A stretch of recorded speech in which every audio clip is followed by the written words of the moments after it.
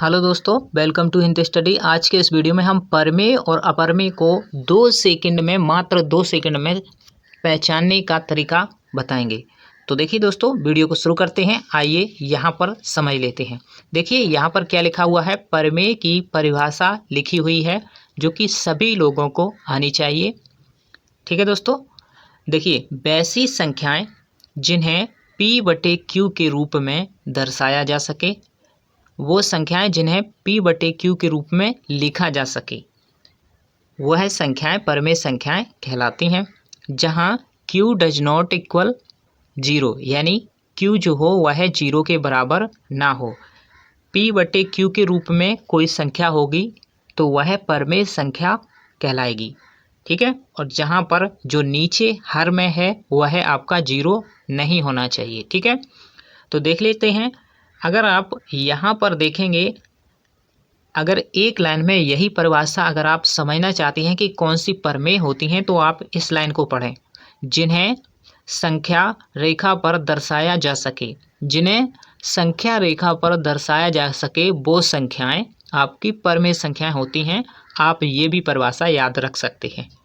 वैसे मैं ऐसा तरीका आपको बताऊंगा कि आप याद भी कर पाएंगे, यानी कि याद नहीं भी होगा आपको तब भी आप पहचान पाएंगे कि यह परमेय है या अपरमेय। तो देखिए दोस्तों, जैसे P/Q के रूप में क्या होता है, जैसे कि 5/4, यानी P कितना है 5 और नीचे 4, जो बटे में संख्या हो, भिन्न में संख्या हो, वह आपकी परमेय होती है। अब यहाँ पर भिन्न में क्या, जैसे कि 2 हो तो यह परमेय नहीं है क्या? हाँ, यह हो सकती है, क्योंकि इसके बटे में हम लिख सकते हैं 1। ठीक है, तो यह भी आपकी परमेय संख्या होगी। जैसे कि 1, 2, 3, 4, 5, ये जितनी भी संख्याएं होती हैं वो सभी संख्याएं आपकी परमेय संख्याएं होती हैं, चाहे वो आपकी माइनस में हो या फिर प्लस में हो। ठीक है, माइनस में भी हो तो भी परमेय आप कह सकते हैं। चाहे आपका, जैसे कि यहाँ पर माइनस का 1/6 है, यह आपका परमेय है। और 2 सही 1/4, इसे क्या लिख सकते हैं, 4 दूनी 8, 8 और 1 9, 9/4 लिख सकते हैं इसे।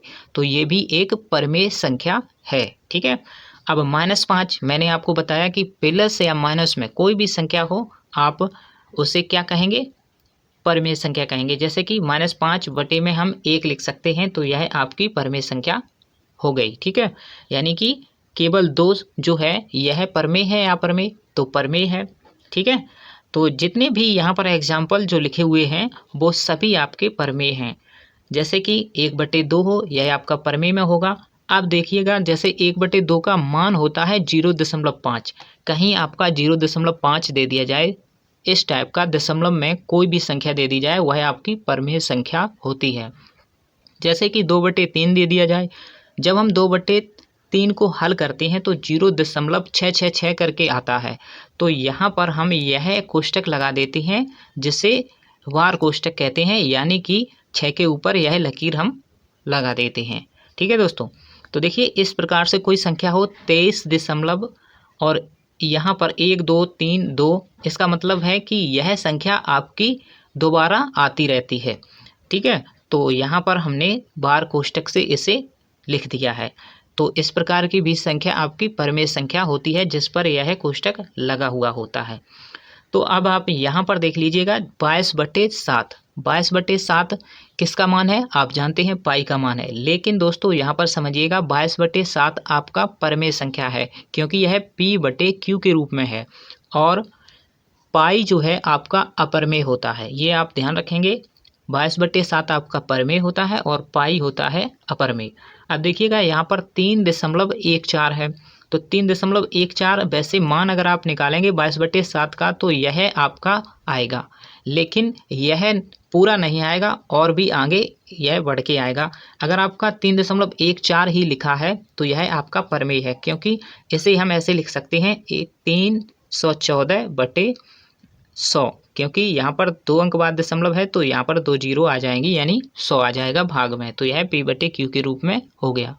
अब देखिएगा दोस्तों, यहाँ पर समझिएगा कि 0 जो है वह आपकी कैसी संख्या है, परमेय है या अपरमेय। तो दोस्तों परमेय संख्या आपकी 0 होती है। ठीक है। तो 0 के बटे में 1 लिख सकते हैं, यानी P हो गया 0 और Q हो गया 1। जहाँ पर हमें पता होता है कि Q जो है वह 0 के बराबर ना हो, तो यहाँ पर देखिए Q जो है वह 1 है, 0 नहीं है, इसलिए यह P बटे Q के रूप में हो गई। और यह 0 है जो वह आपका परमेय होता है।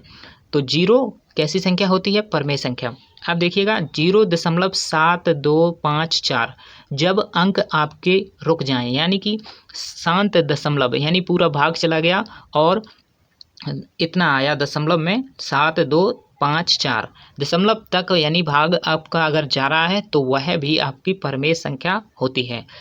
ठीक है। यहाँ पर आपका डॉट डॉट नहीं होना चाहिए, क्योंकि वह संख्या क्या होती है, बार बार उसमें भाग करने पर वह पूरा नहीं आता है, तो वह आपकी अपरमेय हो जाती है। जैसा कि मैं आपको अभी बताऊंगा कि अपरमेय संख्या क्या होती है। तो देखिए यहाँ पर मैं आपको बता दूं कि मैंने आपको बताया था कि जिन्हें संख्या रेखा पर दर्शाया जा सके वह आपकी परमेय संख्या होती हैं। जैसे कि आप इनमें से कोई भी संख्या 5/4 ले लीजिएगा, तो यह कहाँ आएगी आपका 5 यहाँ पर, तो 4 नीचे हो जाएगा, तो यानी कि 5/4 ऐसे संख्या रेखा पर दर्शाया जा सकता है अगर आप निकालेंगे। जैसे कि 1/2 है, तो इसका मतलब है 0.5, तो 0.5 यानी कि यहाँ पर इसे दर्शाया जा सकता है 0.5। ठीक है। तो इन संख्याओं को आप इस संख्या रेखा पर दर्शा सकते हैं।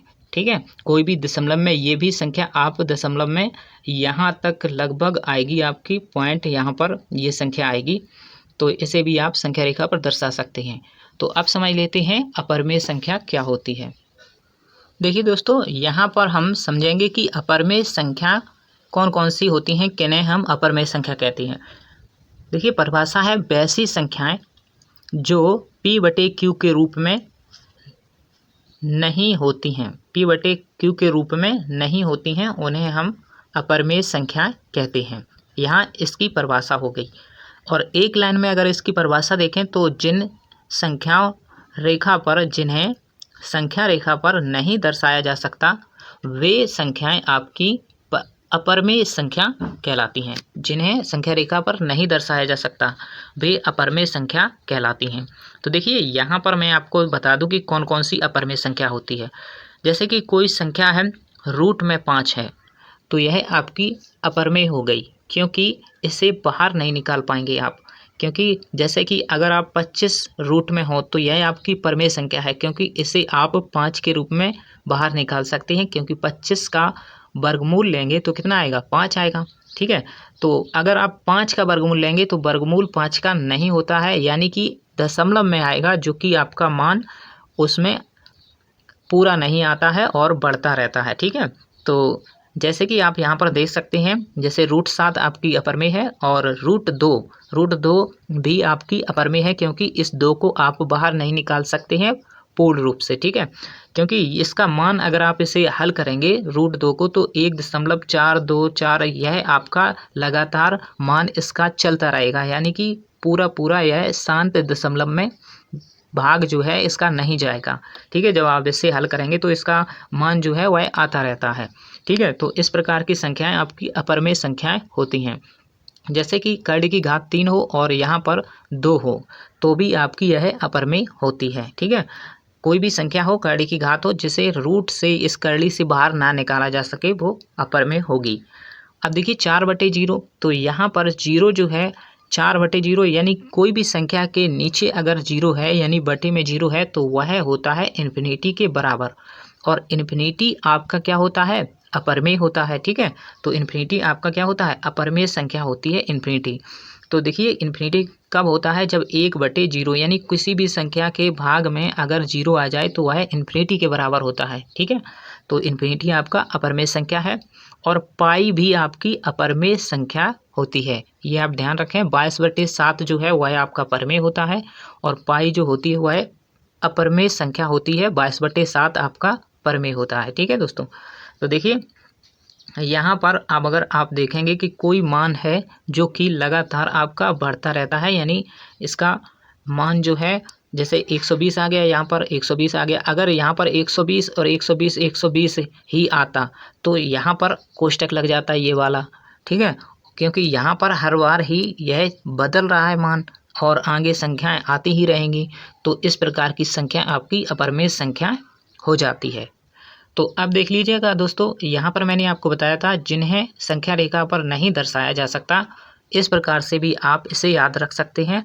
जैसे कि अगर आप 1.4142 ऐसे यह मान आता रहता है, ठीक है, तो इस संख्या को आप इस संख्या रेखा पर कहाँ दर्शाएंगे। यहाँ पर देखिए 1 दशमलव अगर आप रखेंगे 4141 का, क्योंकि इसका मान निश्चित ही नहीं है तो इसे कहीं दर्शाया नहीं जा सकता संख्या रेखा पर। तो इसीलिए यहाँ पर लिखा गया है कि जिन संख्याओं को संख्या रेखा पर नहीं दर्शाया जा सकता वो आपकी अपरमेय संख्या होती हैं।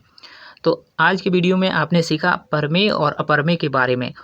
अगर आपने ध्यान से वीडियो को देखा होगा तो आप आज से नहीं भूलेंगे कि अपरमेय क्या होती है और परमेय क्या होती है। कोई भी क्लास से आप हों, हमेशा आपको यह काम आएंगी, कोई भी क्लास से आप हों, ठीक है। तो दोस्तों, चाहे वह आप कंपटीशन क्लास की भी तैयारी करते हों तो भी आपको यह बहुत ही काम आएगा यह वीडियो। तो लोगों के साथ इसे शेयर करें और चैनल पर नए हो तो चैनल को सब्सक्राइब कर लें। मिलते हैं अगले वीडियो में। किस टॉपिक पर वीडियो चाहिए आपको तो आप कमेंट कर सकते हैं। Thanks for watching.